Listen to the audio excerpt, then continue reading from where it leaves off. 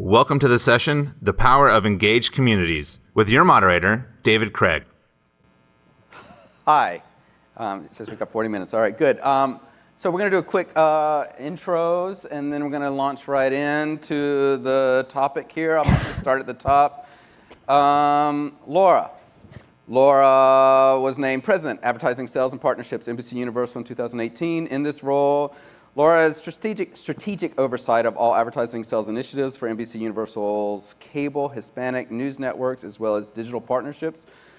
She reports to Linda Yaccarino, I totally butchered that, Chairman, Advertising and Partnerships in NBCUNIVERSAL. Most recently, you were Executive VP, Lifestyle and Hispanic Advertising Sales at Telemundo. So I'm going to move quickly. Joe, Global Head of UTA IQ. Your career spans 3 decades in marketing, communications, and consumer insights, leading agencies and/or operating divisions through periods of sustained growth while helping his clients create, shift, and remake their business strategies in rapidly changing market landscapes. Currently, he is Global Head of UTA IQ, the Data, Analytics, and Research Division of United Talent Agency. In this role, Joe oversees a unit that uses its media intelligence, research, and social networking data to devise critical insights and strategies in support of UTA clients and properties across film, TV, music, digital, venture, brand marketing, endorsements, and events. And let's see, wait. You said you weren't going to read the whole thing. I know, that's actually the edited version, you guys, seriously. I said 3 sentences. Carol has a track record of leading global media organizations in the rapidly changing digital space, building and scaling new revenue models and helping companies understand the richness of their data and creating monetization opportunities around these insights. In her role as TV Times Chief Revenue Officer, Carol leads strategy, business development, data, and client solutions for the company's cross-platform television measurement solution, TVlytics. You got it. All right, and finally, Ash, you're in here. Founder, WatchMojo, CEO and founder. Over the past 20 years, he's built 2 of the most successful content brands in the consumer web industry. First, AskMen, and now WatchMojo, serving as Chief Creative Officer and Editor-in-Chief. Your vision and execution translated into a pop culture phenomena that commands an audience of over 20 million subscribers who spend 2 billion minutes watching over 500 million videos each month. I'm exhausted. You need to lie down. You need to take a nap. All right. So we're here to talk about the power of engaged communities. The prompt for the panel is understanding audience behavior has never been more of a priority for all content stakeholders. How are companies driving viewers back to their core brand channels? How does extracting value from a loyal community help increase viewership? We're going to examine how consumers across the entire content ecosystem, from linear to OTT to online publishers, connect to and engage with content. All right, that's out of the way. So let's just clear the decks and make sure we're even on the same page about certain key concepts here. I'd like to go down the line and talk about how would you define your brand as a content distribution service publisher or something else? A little of all of the above, but ultimately I think it's a brand, and the reason is, in our case anyway, you have a distributed content that travels everywhere. We're one of the largest channels of all time on YouTube. If you add YouTube, Facebook, Snap, we reach 150 million unique viewers a month, which is a sizable audience. But I think ultimately, if you think of what is the definition of context in this context, it's a content, whether that content you're watching it on YouTube or it's embedded on a website or with another article, that's context. It's content plus distribution. So for us, it's really a brand that travels a bit everywhere, and there's some people that hear about WatchMojo here, and then they go find out what it is, and then that, the same way that you might have a certain attachment to Gillette or Nike or Coca-Cola, I think ultimately in this day and era, what does WatchMojo mean to you versus your son might be something different. So to me, WatchMojo is a brand. Or my daughter. Okay. Or your daughter, yep, for sure. All right. At TV Time, we are more of a service. So we're a global platform that exists primarily for consumers to help them identify where to watch the vast amount of content that exists today. So we have 12 million users globally who use our service kind of as a television guide on steroids, if you will, and then they engage with it. And then we're also a service on the back end, B2B, because we extract the data, and our business model is we work with OTTs and studios, talent agencies. Nice to you. Including UTA. Including So we're none of the above, actually, in the sense that our business is all about the talent. It's about the people who create the content, completely agnostic, regardless of platform. We represent the creators and people, actors and writers who bring to life content across movies, television, traditional platforms ranging from live theater to emerging platforms like esports and gaming and the like. And increasingly, I think the role that UTIQ plays is really an outgrowth from the idea that increasingly this talent has direct relationships with the consumers of that content and the ability to really affect the success of the distribution and marketing of that content. And we provide them with the insights necessary to make the right choices, to maximize the performance of that content as best they possibly can, and to work with our partners, be that buyers, many of whom I'm sure are in this room, and or other partners who are developing new emerging platforms to make the right decisions for advancing their interests and careers. In many cases, that's their financial interests. It could also be their creative interests, and helping them carve out a career that recognizes the importance of the audience as the primary arbiter of their success or failure. So we've got brand, service, talent, and we are best known at NBCUniversal for our premium content. And we have a lot of brands under our umbrella, everything from NBC, our broadcast network, to our NBC Sports Network, Telemundo, Fandango. And we really use distribution to engage consumers around our premium content. And in that way, we become a service for marketers to bring their brands together with these engaged audiences and help them to use our premium content to help tell stories, to help really sell their brands by attaching to IP. And then we distribute our content wherever the consumers are, everything from YouTube to Hulu to cable networks, SVOD services, and we really are everywhere the consumers are, engaging them around the content and a service to our marketers using data and technology to really connect them to the consumers. well, I should be a little self-aggrandizing and mention that I am also none of the above. I came to Hollywood to be a teacher. I spent 30 years making about 30 projects for film and TV. Now I am a guy who teaches Hollywood as a professor at USC Annenberg.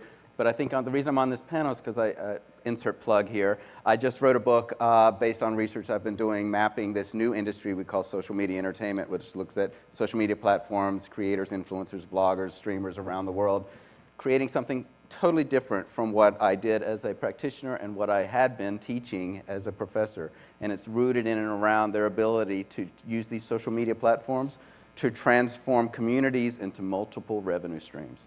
So I think that's how they figured out I should fit in. I didn't really ask. I just said yes. On which point, yeah, or I was just afraid they needed someone pretty. That's it for my face. How do you? So let's just get down to the crux of the argument. How are we distinguishing here between audiences, consumers, viewers, fans, and communities? Do you parse any of those distinctions, or do you kind of use those terms interchangeably? I mean, there's an element of semantics, granted, but setting that aside, it all, again, depends on the context. If you're talking about marketing in general, I think it's easy to look at audience as someone who is, engaging in some form of intangible good, which is a content. And then a consumer being someone who is buying a product or service. But since we're not talking about that, we're putting it in the landscape of media, then I would say the audience is like that 150 million people that we reach in a month, some of whom may not even know they're watching a WatchMojo video. They may be watching something on movies or gaming or sports or whatever. It happens to be on WatchMojo. They may have seen it, and it's kind of, hey, I got a bigger fish to fry. I would say in that context, the consumer then is more maybe even the 20, 30 million subscribers that we have who have made a decision to kind of opt in and watch, be notified, generally speaking, when we publish content. And I would even drill it down. It could be the 500,000, Mojoholics who are hardcore suggesting ideas for us to then run with and produce videos as a result, who are really, really kind of championing the editorial or driving the editorial. And then I would say communities is probably that at some, like the collective of people that kind of share that connection with your brand, you know. And I think what's interesting to the previous point about what are we're all different, we live in an era of paradox where you have to be really, really niche and vertically focused and really pick the one thing where, to quote Plato, you have this comparative advantage and you can do better than others, but everything is also blurring. You know, like NBC, like I found out this year that I was like, wow, we started off as a content producer, we became a curator, but now we're a distribution company, and like Jurassic Park, NBCUniversal Studios, is coming to us saying, hey, if you guys could take this one video and distribute it overnight to your 20 channels around the world, it takes a pain point. So are we a service? Are we a partner? And I think that is what I kind of heard, that all these lines are blurring while we are focusing on one thing. By the way, can we get some Mojoholics merch somewhere? Is it online? Because that's, yeah, I'm a Mojoholic. Exactly. After 12 years, we've done it all. You know, we've come full circle. Great. So, audiences are what we're trying to attract, but at the end of the day, particularly because ad revenue is so important to our company, we look at them as whether they're consuming media or consuming a marketer's product as consumers and talk about them as such. And we need to engage audiences across all platforms, because if you are looking for the younger end, they're going to be on the YouTubes of the world, the Snapchats of the world, in social media, where older audiences tend to use traditional linear platforms to get their content.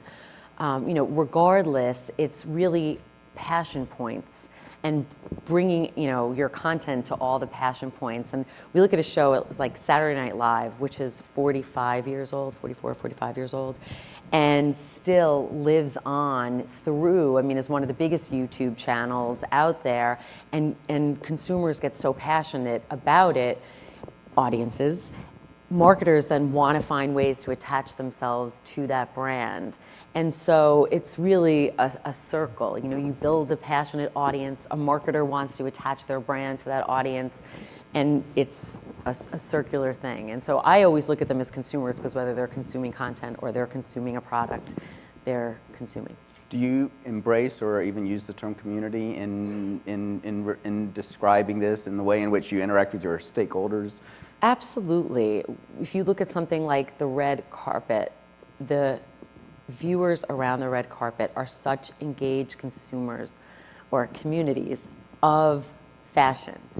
And so we will say, if you're looking to reach engaged communities around fashion, you would use the red carpet and all things red carpet. And E, which is one of our brands, does a great job at doing that, again, across all platforms. So engaging communities around things that they're passionate about is something that we are looking at helping marketers even get better at. So if it is red carpet, how can we help a marketer tie to our IP, build content around that IP, then use data to reach audiences, communities who are passionate around fashion and red carpet? And then can we use AI and put contextual alignment and put them around scenes of programming that are fashion related? So building this whole ecosystem around communities for marketers. So it sounds, yeah, go ahead. I was just going to say, so Laura sort of, everything that she described sort of flows. Could I make this a little more in your face? I'm sorry. Okay. I talk too much with my hands. Sort of flows over into what we, I won't hit you. Flows over into what we do on the data side, which is reflect the communities that she's talking about. So in the audience measurement side, we kind of think of ourselves as the why behind the watch, because what we are reflecting is the passion points of why people are engaging with content.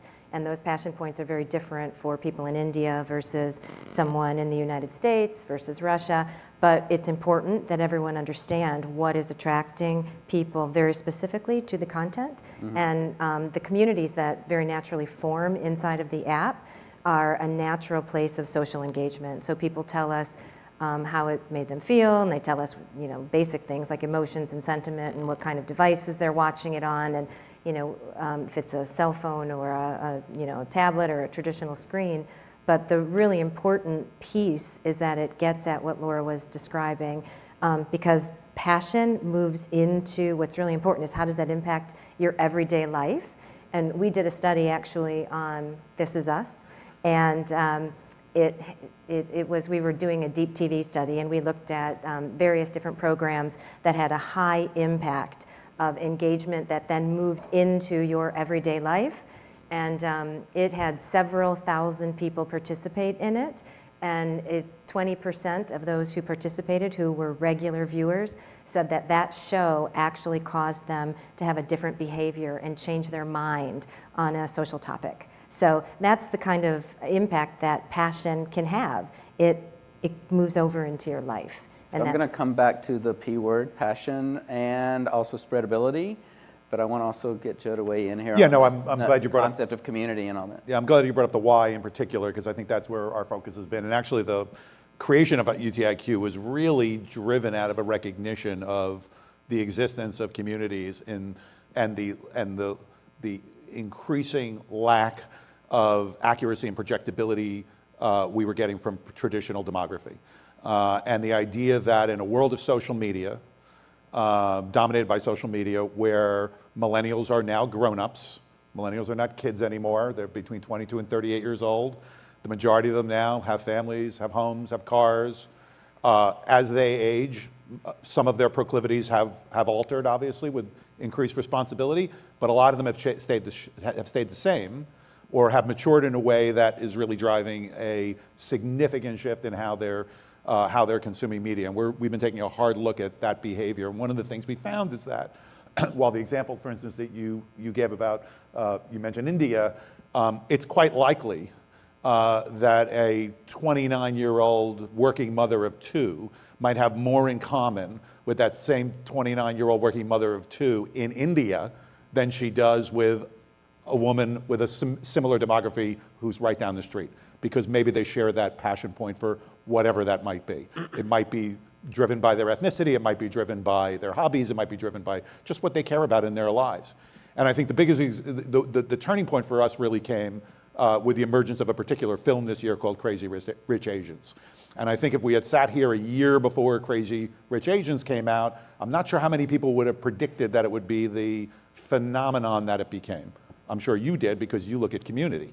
But Crazy Rich Asians was a great example of a piece of content that was driven out of a shared interest among Asian Americans to want to see themselves reflected in the kinds of stories with the kinds of tropes that the rest of us, or not particularly, not Asian or not of other ethnicities, or have been accustomed to seeing for years. That begat a book. Now it's broadened into this community around the passion for this book.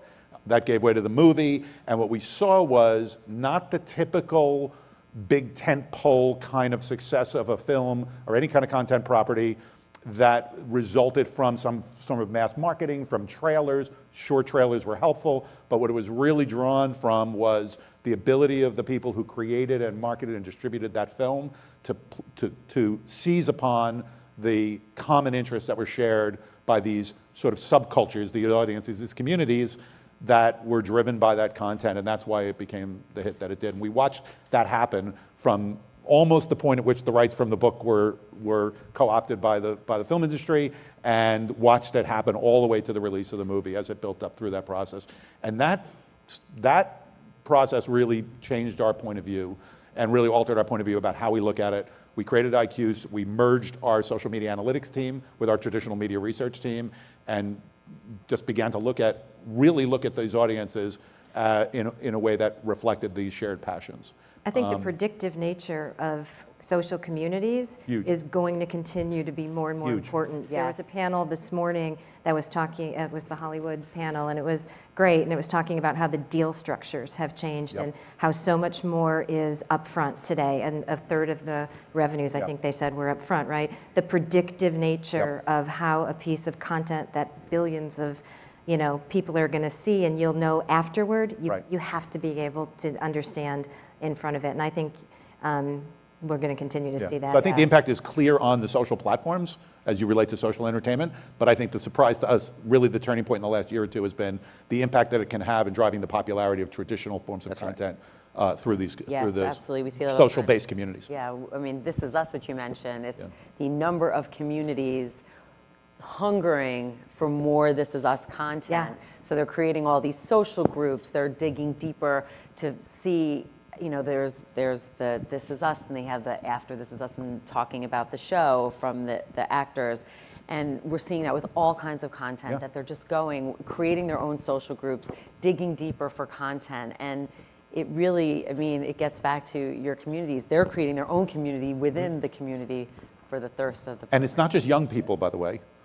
We've seen an example in the last year or two around, starting with Marigold Hotel, leading to Frankie and Grace, I always get the name wrong, Grace and Frankie, the Jane Fonda show, now the Kaminsky Method. So you've got literally a community of people, essentially old people, Altacockers. who are Altacockers who are aggregating around. You're still here. Aggregating around specific content. No, I don't want to leave from Altacockers to Ash, but Ash, go ahead. You scared me previously. I heard the sound P and then you say sprayability. I was like, where are you going with that? But to get back on track, so talking about community, I think a cynic could say, well, you know, in hindsight, you could always go back and kind of choose various data points to support your argument as to why something would be. But the reality is it does work. You just have to take the time to put in the work and experiment. For example, YouTube is really now big into like sustainable, responsible growth because they have way more content than they can really monetize. And you know, the world doesn't need yet another vlogger's take on something. So I think they also are like, let's not encourage people to publish that 57th video. But oftentimes the reason why YouTubers would publish a video was it was the only way to communicate, you know, at scale with their audience. So they launched the community tab. It's genius because we, for example, we started to experiment and we're like, this is a great way where people have signed up to subscribe to WatchMojo because they just want our top 10 on a given topic. If we wanted to say, hey, guys, just a shout out or a public service announcement, make sure to check out this new feature, this new series, that's not like the only way to have communicated would have been through a video. But with the community tab, we've now started to ask, since we serve fans of TV shows and serve, you know, moviegoers, we're like, okay, this weekend, what are going to be the biggest hits at the box office? I'm pretty sure every week we've our fans have nailed it. Like eerie, it's to the percentage breakdown of what each movie hauled in. When we do the math, we're like, my God. So it's just like a way, I'm not saying it's too late to really be like, oh, this movie sucks, let's pull it from theaters. But I'm just saying it's also like being clever and taking the tools that you have and kind of making them, I wouldn't say fun necessarily, but making the different stakeholders want to use them. Because what we see is we get people coming to us pitching us fantastic data tool sets. But I'm like, as a CEO, I would love for my team to use this to come up with better, you know, decisions and outcomes. But I'm like, I just look at it as like organizationally, I'm like, how the hell is my team going to devote the time to use this? Otherwise, it's just like a, you know, shiny object that just gathers dust after a while. Right. Well, so there's the second part of this panel, which is the word engagement. And let's just pivot a little bit here because it's a qualifier, and it's an important one. You know, they used to say people used to describe curation as the new creation. Well, engagement has become the new buzzword, the new metric, right? But when we say engagement, I'd like to kind of run down the list here. How are you looking at engagement, particularly as different platforms provide different API, you have different data, you have different resources, you have different knowledge bases, and sometimes you have to, in many cases, it's not cross-platformed in a way that's accessible. So how do you not only define engagement, but how do you go about creating the tools in which you can map the depth of engagement for your community, your consumers, your users, your audiences, your viewers, however you define? So at NBCUniversal, we are really investing in measuring engagement for our marketers because, you know, you're right. In an old world, you would just look at television ratings or impressions, and we're now saying we need to look at the impact versus just the impressions. And when you engage communities deeply around something that they're passionate about, we're seeing greater results for our marketers. And so do you need to provide granular kind of data for them around impact, or are you looking kind of more broadly around, look, we know that this is the views, these are the subscribers, this is the watch time, this is the likes and shares? We are testing and learning in this space, working with marketers and what's important in their KPIs. For some, it may be building brand awareness. For some, it may be selling cars. And so we are working on attribution models that can help a marketer with predictability for, you know, how they should advertise, all the way to direct ROI for their campaigns. And that's the next stage for us, is really measuring the results in a different way than has been done before on television. So curation's not the new creation, research is. In a way, Research is the new creation. Certainly the new Research storytelling. and becoming more so. critical. It's all It about is. yeah, Measurement, insights, critical. and storytelling in particular. Look, I think we're in a real danger zone when it comes to an understanding and embracing of engagement. And I swear this is not a commercial, but it has us leaning into tools a little more like TV time, where rather than just measuring whether or not, I mean, the impetus for why somebody likes something or shares a piece of social content, or even texts about a movie trailer that they saw or a TV promo that they saw, the rationale for why people do that is completely disparate depending on who they are, how engaged they are in social media in particular, right? So Raise your hand if you've ever done hate watching. Do you know what I'm talking about? Yeah, you watch something because everybody else ragged on it. Like, I got to see how bad this is. So there's that. Well, there's Whatever that. it takes, so right? you've got a nuance issue which has to do with sentiment, which is difficult to begin with. But the idea that engagement is just an action that I take on my computer is, I think, a dangerous precedent that actually too much of research and analytics is moving toward. I like it. I forward it. I comment on it. That's engagement. I click, therefore I Yeah, am. that is not really engagement. Engagement, at least from our standpoint, would be, and again, we represent talent, so for us, audience is really fans. It's people who are attracted to a particular piece of content or a particular talent in that way, is someone who actually takes the time and interest to share their experience with other people in a meaningful way. For my 26-year-old daughter, liking a piece of content on Twitter or on Instagram is not engagement. It's just what she does all day long, and she'll do it 1,200 times. For someone else, it might actually be an action that means something. So that's why it's important for us to sort of isolate those actions in the context of the people that are making them in order to really understand engagement. I think that's the biggest challenge for researchers going forward. But yeah, the search for true engagement is the biggest thing that we're dealing with now.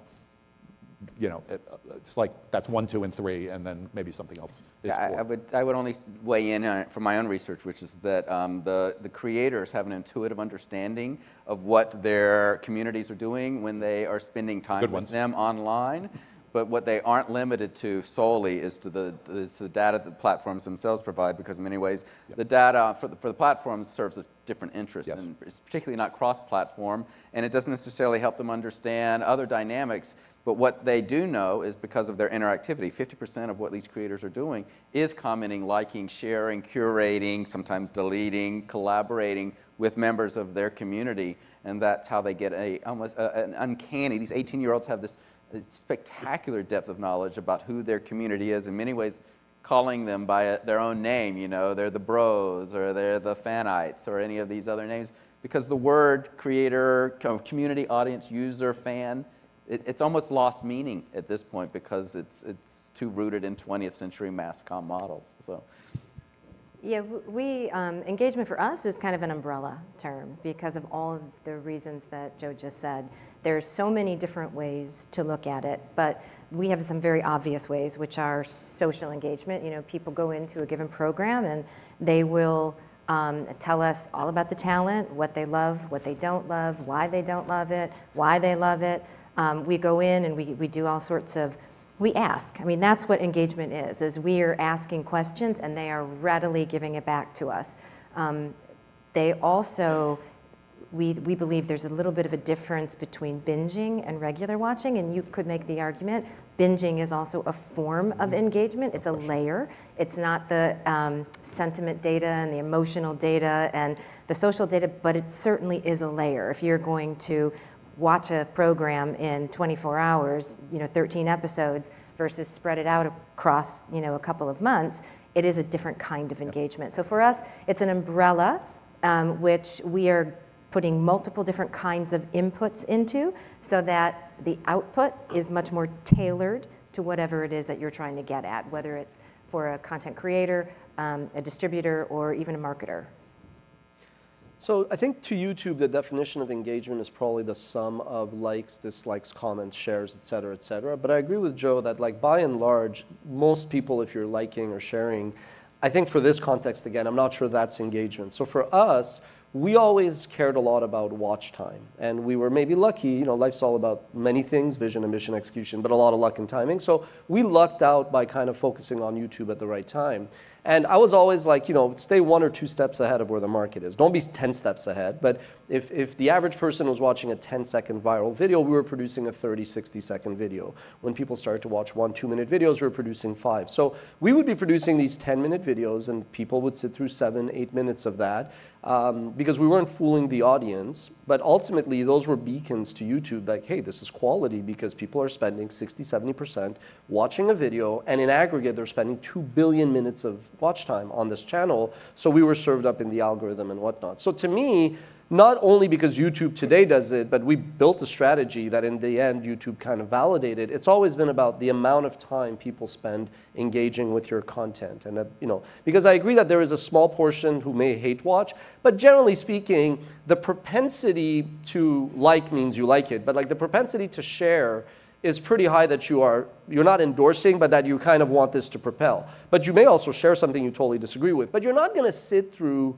you know, like I may watch 5 minutes of something I won't like, but just to get what it is. But I'm not going to sit through, I mean, I'm a masochist, but not to that point. I'm not going to sit through 60 minutes of something I can't stand. So to me, I think for our business, it's always been watch time. That's ultimately the vote. You know, you say consumers should vote with their wallet.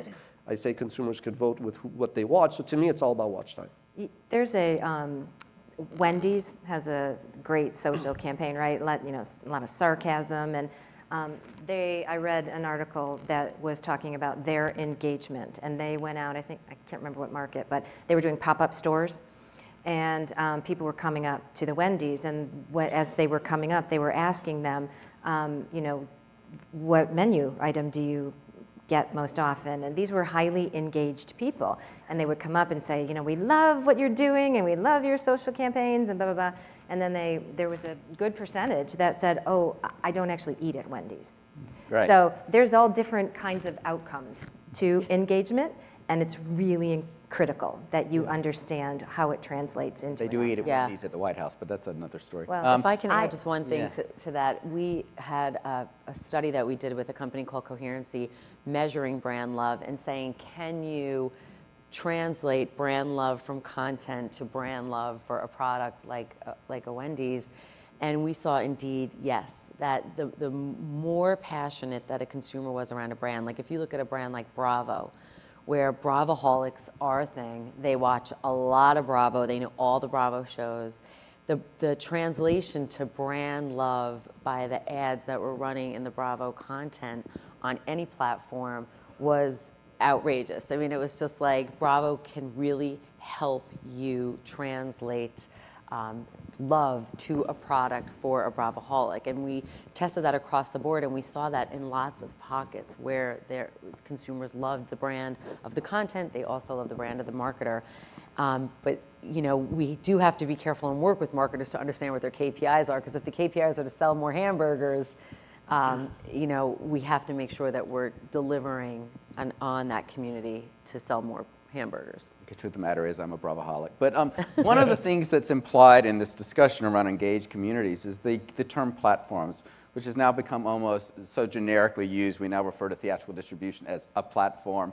But I'd like to get dig in a little more granularly around how no two platforms are the same. And how do you make distinctions between, let's just call them the SVOD platforms, and now this new streaming battles that we've emerged in, versus the world that I've been interrogating, which is around social media as a platform, which operates in very distinctly different ways. And YouTube sitting somewhere in the middle, the community tab is about the 5th different social networking feature that they've tried to integrate in the last 12 years. I'm not sure, is it working? I haven't seen any data, but it sounds like it is. So I'd like More to than get, Google Plus, I'll tell you. well, certainly better than that, yeah, right, or any of the Orkut, remember Orkut? Oh, yes. So I'm curious to see how you are parsing this concept of platforms with regards to engaged communities. Well, the thing that's weird about that question is YouTube is a native video platform. So to me, whether you like it or not, YouTube is a revolutionary platform where it does change consumer behavior advertising. That TrueView skip ad, it's a command, is scorched earth 101, right? That's what decimated all their competitors, frankly. because it starved the others from ad revenue. So YouTube to me has always been a revolutionary premise because it changes what is the definition of quality, meaning I totally get that NBC is super premium, even ultra premium, and WatchMojo is premium, but to a Joey in his basement who's 14, there's really no difference between all of that pyramid.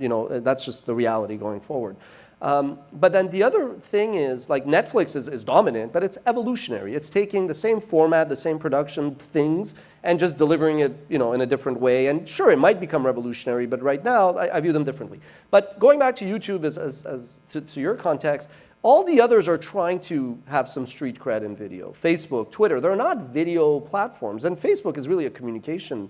It's more like I used to send a picture of my daughter Roxy. I may now send a video through Facebook of Roxy. So whereas YouTube to me is the dominant thing, it equals video in my worldview, whereas everybody else, I feel. Finally, very quickly, in tech, we talk a lot about product market fit. The VCs all get excited, product market fit, that's when you should scale.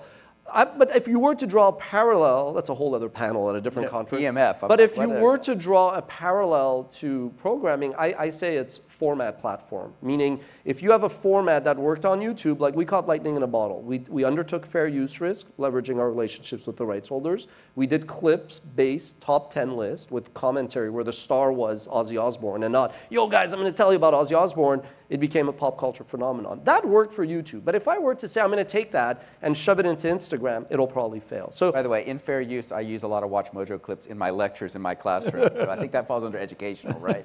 I'm cleared, right? Okay. You're good. Whew. All right. Anyway, so all I'm saying is you got to think of platform format fit. You got to take Instagram, dissect it, and really, and if I was the NBCs, and in 2020 everybody gets the times have changed, it would be like a buffet. You have so many opportunities to dominate on every platform. So it's an exciting time. As much as there is disruption, it's an exciting time to I just have to jump in because you mentioned NBC, but yes, we are doing that. And so look at a medium like news, which tends to skew older. We now have a show on Snapchat called Stay Tuned, and it's reaching 20 to 30 million, 90% under 35 every single month, uniques, and that's where this generation is getting their news from. So it's programming for the platform and changing the way that you're doing things. So some things are on YouTube. If you watched Jimmy Fallon go to Puerto Rico last week, a lot of people were they're still continuing to consume that content on YouTube. And so it is really programming for the platform and figuring out how do we cut up the show to make it for YouTube? How do we make a different show for Snapchat?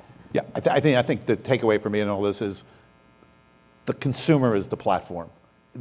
And increasingly the distribution platform, and I agree with you, we use the word way too much, the distribution platform is becoming more and more meaningless because the consumer has complete control, almost complete control, with the possible exception of sports and maybe some live events like the Academy Awards. The consumer has almost complete control about what they watch, where they go, how they control their lives and their media consumption. So the only platform that really matters is the audience. And the rest of it is all just distribution channels. And, that's a great point. And that's the way I think we have to look at it. If we don't look at it that way, we're going to get caught down these rabbit holes of what you said about Netflix, which is like, yeah, I mean, it's dominant right now. They're doing amazing things. They're spending a lot of money. We all love it. But it's not going to be up to them at the end of the day. It's going to be up to that next generation of consumers who decide what they want to watch, when they want to watch it, how they want to watch it. We saw that with the Olympics. We knew we had to give the Olympics in real time because when it's in a different time zone, the consumers are just going to go and find the results. And so it's like we have to give it to them live streaming because they're going to do what they want with it. Our engagement is very focused, all of this is very focused on the content.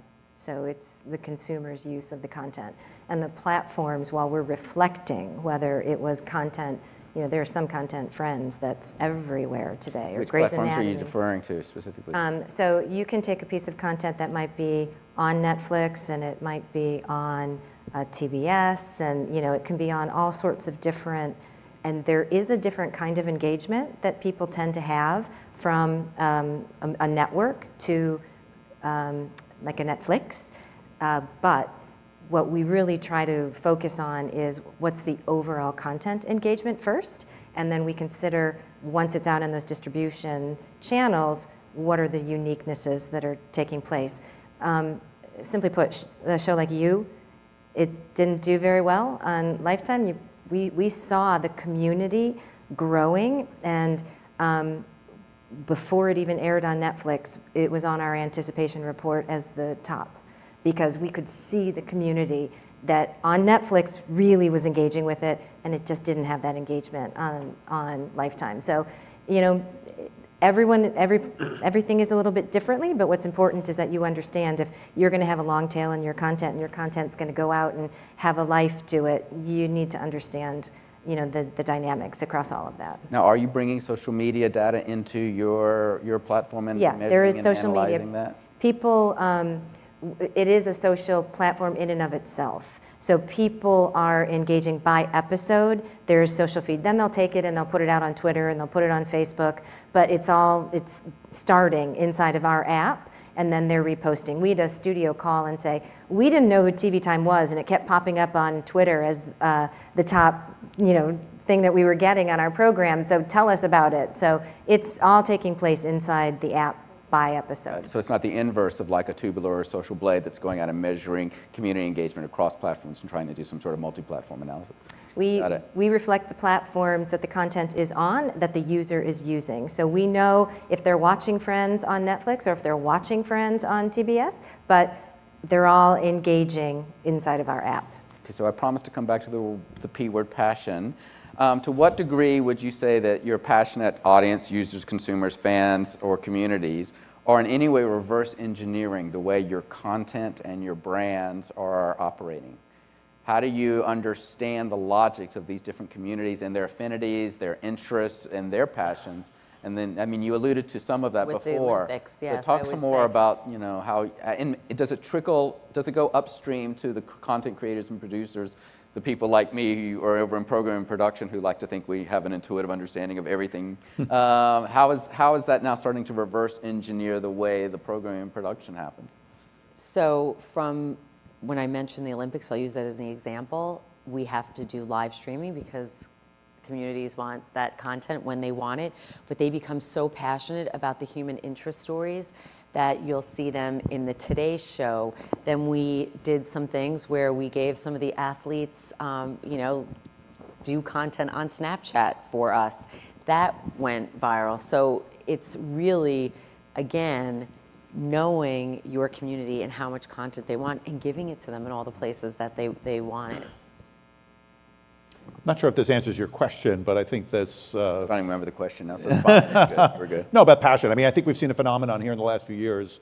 Maybe somebody will correct me if I'm wrong, but you know, Brooklyn Nine-Nine, a show where traditional metrics said this show is failing, a recognition that there is a strong, passionate community that might not be as large as it is for This Is Us or for a lot of other shows that maybe drive bigger Nielsen numbers. But there was an understanding that there was this impassioned, engaged audience, a community, if you will, of fans for this show and fans of the people on that show that, you know, another broadcaster saw it as being worthwhile, and they clearly have had a lot of success with that. So I think from that standpoint it is. I think the next wave we're going to see, and really the next wave in analytics we're going to see, is the way in which we can parse the actual content, the way in which we can identify elements of script, elements of character, elements of talent to drive certain results around certain content. I don't think we're quite there yet, but I think that's where we're headed next, and that's when that question I think will be super relevant. Well, this is certainly, again, came out of the research that we were doing with creators and communities, where it wasn't, scale should not be confused with passion or engagement, because it turns out there's actually a kind of a lost leader when you reach over a certain level of scale, because you lose the ability to at least maintain the illusion of being engaged with your community, interacting, communicating, which is why a Markiplier is actually valued at higher than a PewDiePie when PewDiePie has 2.5 times more subs and views. Yep. I can translate that later. But, but I'm curious, live streaming's now come up a few times here. I want to talk a little bit about engagement from the content side, from the WatchMojo brand. Have you been going, I know you've gone into ephemeral content like Snapchat's here, as I call it, aired today, gone tomorrow. But how are you in any way going into live streaming as a tool to get engagement from? We did. We kind of went big couple of years ago, and we put on 2 live shows, one in New York and one in London, which were both industry events, but also like music. And I think last year we were looking at things to do with the Just for Laughs Festival in terms of comedy. So I think so, but if you're really going to be smart about it, like we had success as a business because our content was evergreen. So the only live streaming I think you can do that will not make you go broke, in our case anyway, is something that has a shelf life.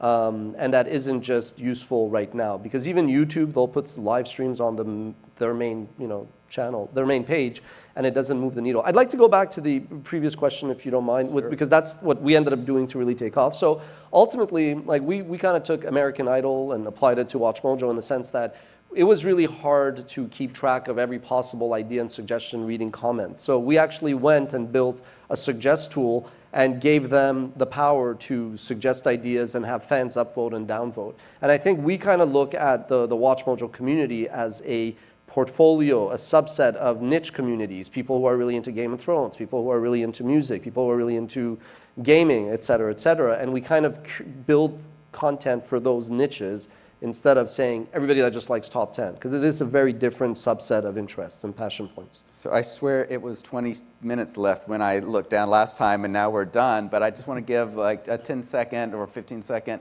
What's the most important thing we should be thinking about in terms of engaged communities? You got 10 seconds, 15 seconds. Can I come back? Yeah. Oh, yeah. Who wants to go next? Follow the consumer. I don't need 15 seconds. All right. Watch the consumer, listen, and hear it. Right. See it and hear it. Mine is pay attention to these creators online. They're expert in ways that they don't even realize until you talk to them and find out. I think you need to have the confidence to say, I think my audience is going to like this, I'm going to give them this, but you really succeed once you have the comfort and courage to say, you know what, I'll let the fans tell me what they want, and then let that take you to new areas. If I would not have done that 6 years ago, I'd be living in a refrigerator box in a back alley. Mine goes back to what you said before, measuring the impact of engaged communities versus just scale and numbers to really make a difference. And mine would be to truly understand the why for all of those reasons. Why is very, very unique to every individual. And some of those find themselves in communities, but you have to understand the why if you're going to understand your content and your content success. All right. I think we're good. Thank you so much. Appreciate it.